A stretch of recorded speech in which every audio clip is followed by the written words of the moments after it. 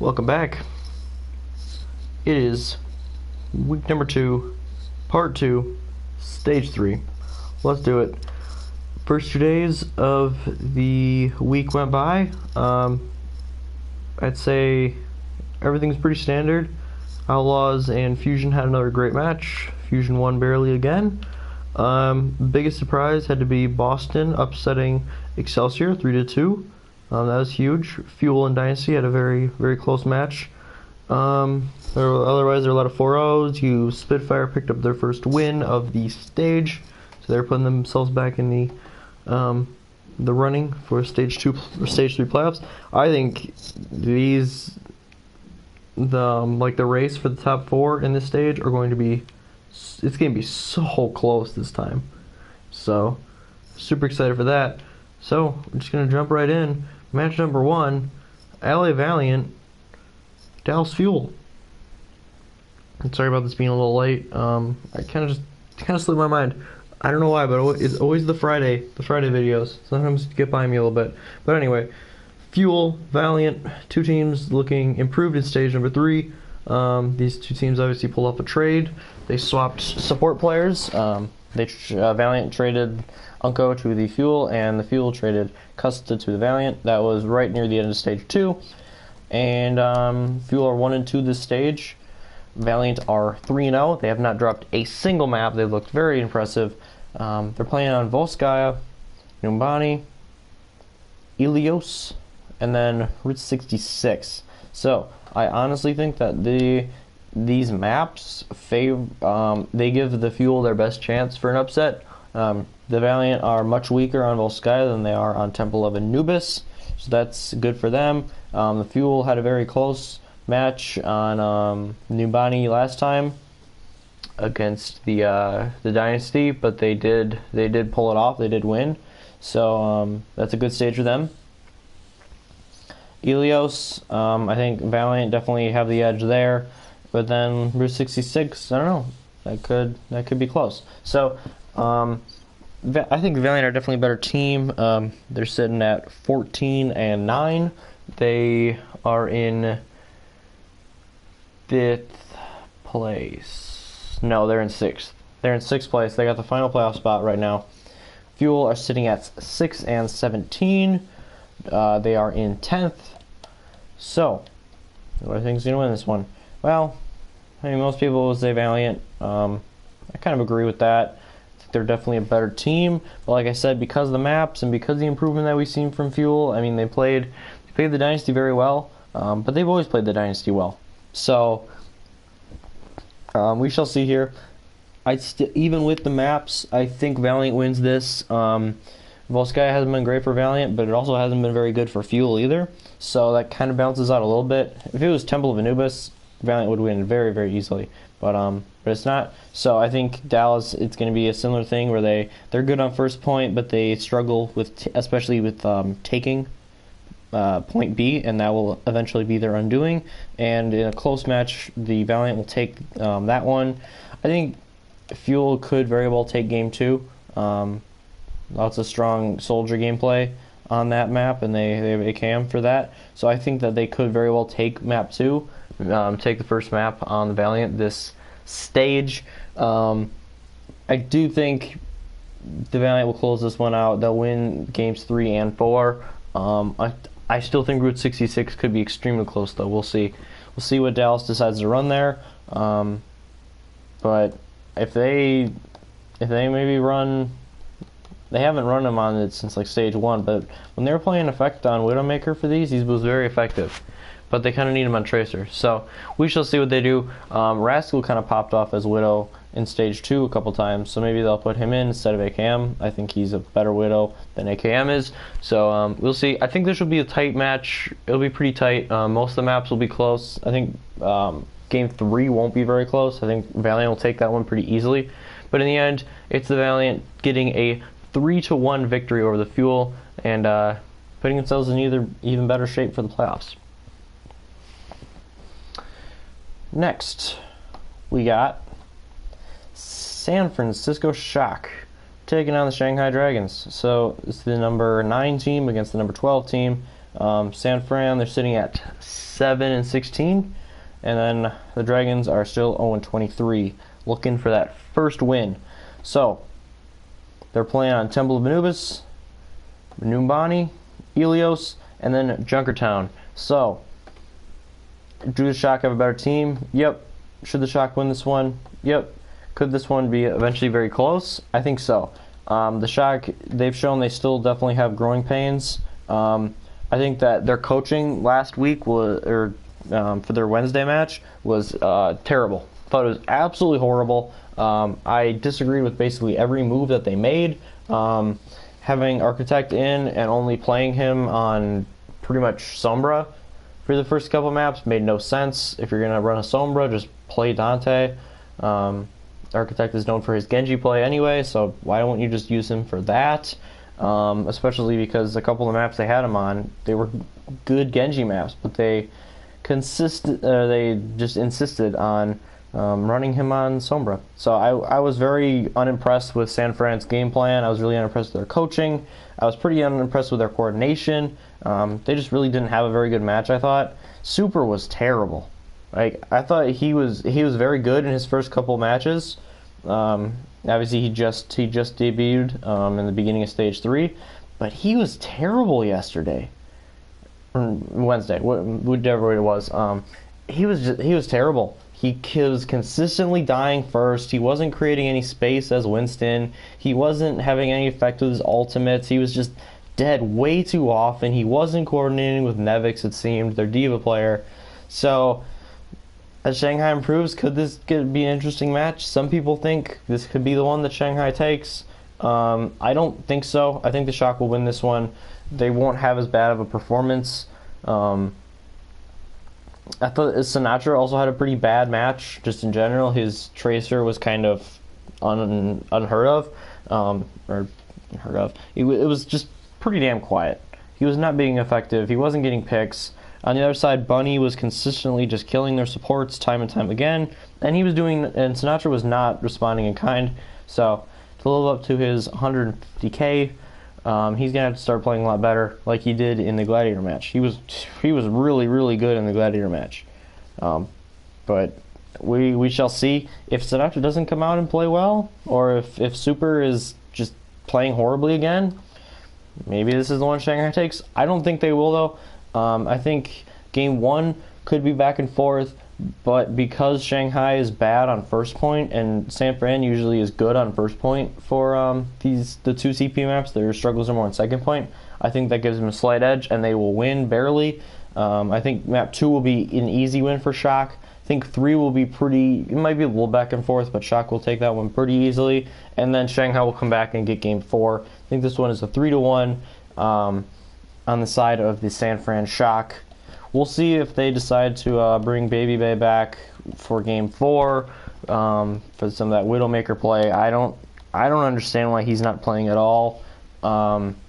You saw what the Valiant did to them on Helios their last match. They just ran Pharah, and Agilities went crazy on the Pharah. One, because he's an extremely good Pharah player, but also because the Shock they were just running Tracer Sombra, and they weren't doing anything about him.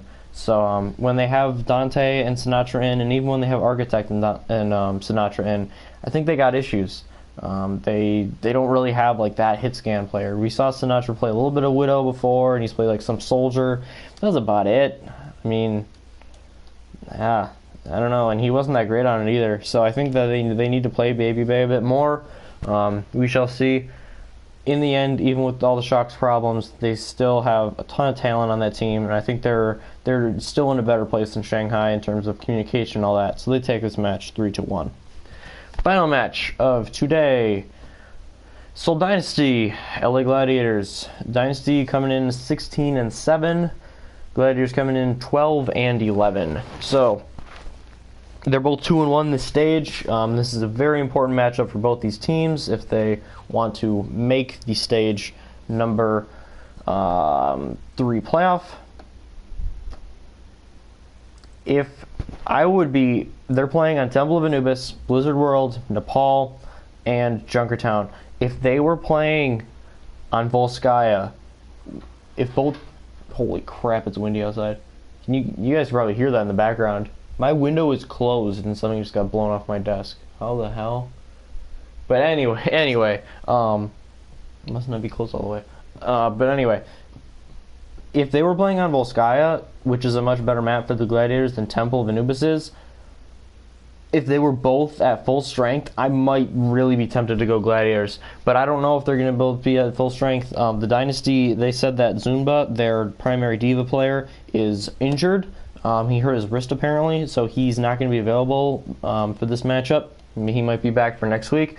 But that's big. They have Zephyr as their backup, but he's not nearly the player that Zumba is, in my opinion. He also can't really flex off to other things like the Zarya, which Zumba can do extremely well. Not that any of these maps. I don't think we'll see Zarya on any of these maps, unfortunately. But I think that is an edge for the Gladiators. But Fissure was sick, so he missed the Gladiators match on Wednesday. The Gladiators were still able to win, mostly because they were playing Shanghai. And while iRemix, their backup tank, did play well, he's not the tank player that Fissure is. He's just not. Fissure is. No one is really Fissure. The things he can do on the Winston is insane. So I don't know his status. I don't know if he's better or good enough to play now. If he can play, oh man, I don't know. Gladiators could win this game. Junkertown is a good map for them. Nepal is a very good map for them. Blizzard World, I think Blizzard World is going to be the difference. It could go either way. I think the first map will probably be close, but the Dynasty should probably take it. We'll see if they run Gambler again on support or if they put Toby back in. That was like one of the main differences they had a couple days ago.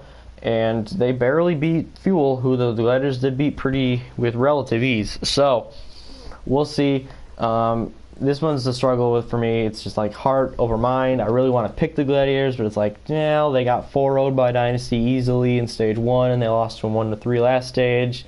Can they really beat them? I don't know. This one, I guess I'll say, if Fissure does not play, Dynasty win this one, probably in 4. If Fissure plays, I'm going to say Gladiators in 4.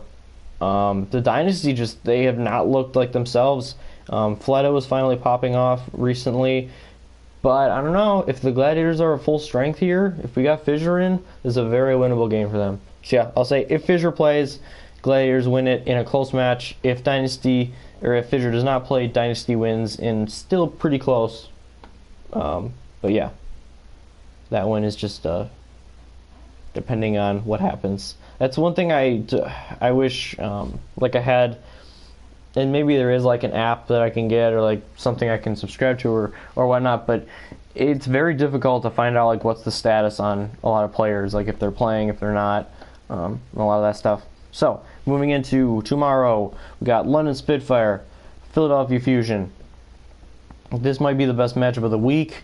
Philadelphia Fusion, they're getting EQO back on as one of their DPS players, with Snillo and Carpe being very consistent and performing all together. I think EQ will only play on a couple of the maps, but still he'll definitely play on Ilios, I would think. But having him in back makes it a lot better for Fusion. I am going to go with the Spitfire here though. I think that they're 1-2 right now in the stage. They can't. If they lose this, then they pretty much got to win out to have a shot. They lost to the Fusion 3-2 in the Stage 2 finals. So I think Spitfire is a revenge game for them. I think they're going to come out with their full lineup of starters in, and they're going to play really well. Birdring has been very disappointing the last few weeks. I don't know what's up with him. He just hasn't really been feeling it. Hasn't been having good performances. I think this is the matchup where he kind of turns up and he performs a lot better.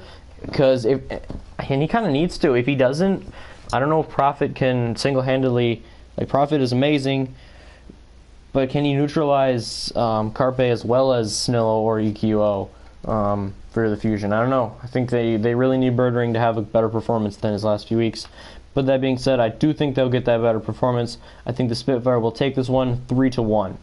If it goes to 5, Spitfire might be in some trouble. They've been terrible on Oasis, which is a tiebreaker map, and they just haven't really been great on Control in general. So very important for them to get out to a good start with games 1 and 2, and I think they will. And I think they'll take this one 3-1. Great matchup to watch. I would highly recommend that one. Next matchup, we got New York Excelsior facing off against the Houston Outlaws. So Houston's coming off a slim loss to the Fusion. They lost to them 3-2 for the third time. Just a bit heartbreaking for them. They played Factor Fiction, their backup tank player for the first time. They signed him near the end of Stage 2, and he played extremely well in Volskaya. They are playing on Volskaya against the Excel, so look to probably see him again. On that map, Muma played all the others. I thought that Factor Fiction outperformed Muma, if I'm honest. I kind of want to see more of him to see if he can replicate that performance, because he was extremely good on Volskaya. I was very impressed with him. That being said, they got Volskaya Industries for Game 1, and they got Blizzard World, Nepal, and then they're finishing up on Route 66. So the Excelsior, they're coming off a close 3-2 loss to the Uprising. I don't think many people were predicting that at all, especially with the Uprising. We've talked about it. They lost Dreamcasper, arguably their best player, but guys like Striker just continue to perform extremely well in the Tracer. Gamsu, probably the most underrated main tank in the league.